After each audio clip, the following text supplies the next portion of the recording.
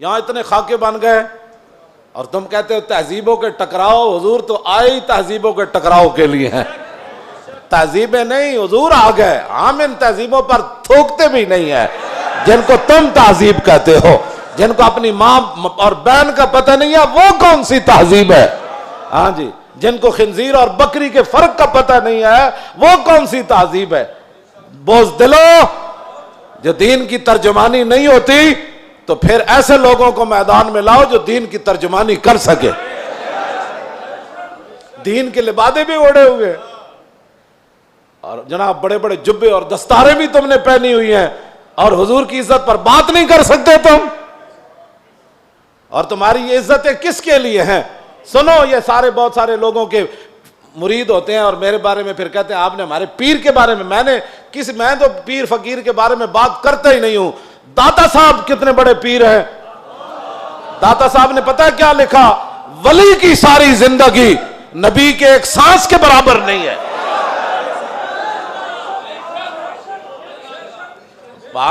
صرف نبی کے بعد امام الانبیاء کے تو خلق سے اولیاء. یہ داتا صاحب کشف المعجوب لکھی گل ہن گل کرو تسی. جدوں حضور دی عزت دی گل آوے تے پھر کھڑا کوئی نہ ہوئے پھر وہ پیر ہے. تے پھر اپنی جاناں بچائے تے اپنے جناب ادارے بچائے تے اپنے خانقاہاں بچائے. رسول اللہ کی تو سانس کی بھی کروڑوں حصے کرو نا پھر بھی اس کی ساری زندگی اس کے برابر نہیں ہو سکتی. کروڑویں حصے کے بھی. یہ تو داتا صاحب نے صرف انبیاء کی بات لکھی ہے. رہ گئی حضور کی بات تو خلق سے اولیاء اور فاق النبیین فی خلق وفی خلق ولم یدانو فی علم ولا کرم وکلہم من رسول اللہ ملتمس غرفا من البحر اور رشفا من الدیم وواقفون لدے عند حد من نقطۃ العلم او من شکلۃ الحکم. ایدہ تو میں ترجمہ نہیں کر سکتا انبیاء دی عظمت دی وجہ. امام بوسیری گل کتھے جا کے کی تھی کہ حضور دی شان کتھے جا کے ہے. فرمایا سارے انبیاء اور رسل حضور سے یہ عرض کرتے رہے کہ حضور اپنے کرم کا ایک چھینٹا ہمیں بھی عطا فرما. وَكُلُّهُم مِّن رَّسُولِ اللَّهِ مُلْتَمِسٌ غَرْفًا مِّنَ الْبَحْرِ أَوْ رَشْفًا مِّنَ الدِّيَمِ. یا اپنے سمندر سے ہمیں ایک چلو عطا فرما دو. اے لفظ اے شیر ہوندا نا دائیں بائیں تے حضور نے تو سنیا سی بوسیری نو چادر دیتی. جے دے وچ کوئی گل ہوندی تے حضور نے فرمانا سی بوسیری اے شیر کٹ دے. تمہیں مقام رسول کا پتہ ہی نہیں ہے. باتیں لوگوں کو اگر مگر کی کرتے ہو. اگر مگر سے ناموس رسالت پر پیرا تھوڑا ہونا ہے. اگر مگر سے پیرا نہیں ہونا. پیرا رسول اللہ کی عزت کا ایسے ہی ہونا ہے جیسے صدیق اکبر نے پیرا دیا, جیسے فاروق اعظم نے پیرا دیا. باقی رہ گیا حضور کا جلال, تو وہ میں آپ کو پڑھ کے سنا دیتا ہوں کہ حضور کا جلال کیا تھا. مولا علی راوی ہیں اس کے. اب مولا علی کیا کہتے ہیں, غزوہ خندق کے موقع پر جب رسول اللہ پہرا دے رہے تھے ہمارے ساتھ کھڑے ہو کر, 25,000 کا لشکر خندق کے کنارے کھڑا ہے اور وہ یہ چاہتے ہیں کہ عمر بن عبد ود کی طرح ہم اپنے گھوڑے دوڑا کر خندق کو عبور کریں اور مدینہ پاک پر حملہ آور ہو جائیں, حضور پر حملہ آور. حضور خود پھر تلوار پکڑ کے کھڑے ہو گئے. اور جب رسول اللہ بھی کھڑے تھے وہاں تو سورج غروب ہو گیا. حضور کی ظہر کی نماز بھی قضا ہو گئی. جب عصر کی نماز قضا ہو گئی تو محبوب, یہ بھی حضور کی رحمت للعالمین بھی ہے, یہ بھی خلق عظیم ہے. تم نے کون سا خلق عظیم کی مثالیں دیتے ہو؟ مائی کوڑا پھینکتی تھی اور تم یہ باتیں لوگوں کو سکھاتے ہو فلاں کو معاف کر دیا. وہ حضور کا اپنا حق تھا معاف کیا. امتی کو حق نہیں بنتا کہ وہ حضور کی طرف سے خود منصف بن کے لوگوں کو معاف کرتا رہے.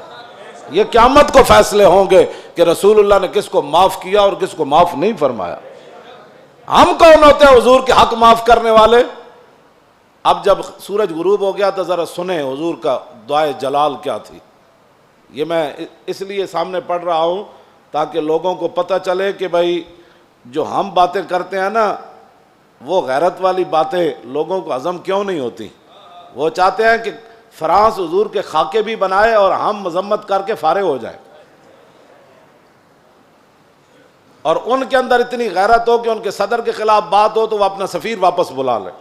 عالم تسا کی حضور دا کلمہ پڑھیا او 55 ملک ہو یا 56 ملک ہو ایدا ایک جواب دیو تسا رسول اللہ دا کی کلمہ پڑھیا صرف انہیں اتنی گل کی تھی صدر دا دماغ خراب ہے ایدا صدر دا دماغ خراب ہے اردگان اے گل کی تھی انہوں نے غیرت آئی انہوں نے اپنا سفیر بلا لیا تے رسول اللہ تے گھر دے بھی انہوں نے خاکے بنائے